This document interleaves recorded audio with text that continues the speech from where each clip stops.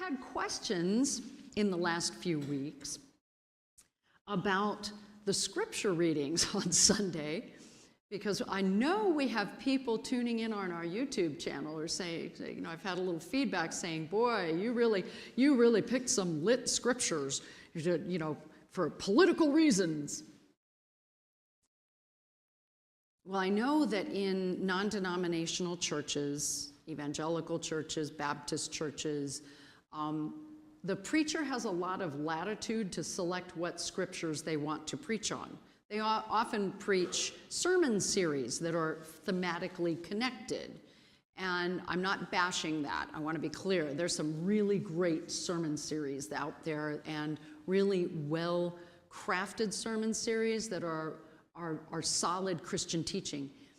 But sometimes those sermon series can kind of go off the rails when they start using scripture to back up personal prejudice, because sometimes that happens, and then that kind of goes off the rails. But I am not a thematic preacher because we have something called a lectionary, and that's alien to a lot of forms of Christianity that don't use a lectionary. It's whatever the pastor chooses for that week.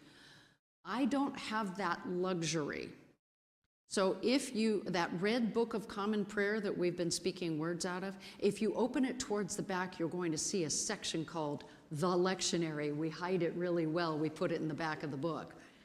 But it is a schedule of reading of scripture that corresponds to every single Sunday. And there are 3-year cycles. There's cycle A, B, and C. We happen to be in year C this year, which focuses on the Gospel of Luke. So that's what changes dramatically, is which gospel we focus on in those years. And we are in the year of Luke this year. And every Sunday, the Old Testament reading, the Psalm, the New Testament reading, and the Gospel, those are already pre-assigned. I don't get to choose them.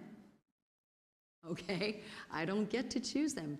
But as I told folks when I was called here almost 4 years ago, when I preach, I try to connect this ancient book to what's going on in our world and what we see going on around us. Otherwise, it's just a dusty old book that doesn't make much sense, does it?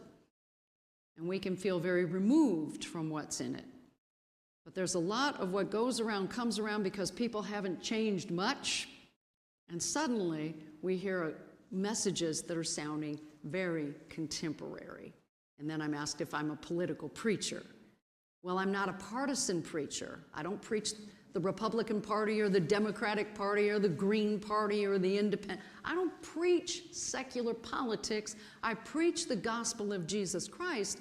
And guess what? There is a party, the party of the Lamb that was slain. I said, if I belong to any party, I belong to that one. And that's what I preach, but I connect it to what's happening. Because the truth is, the gospel convicts every single one of us, regardless of your partisan leanings, right?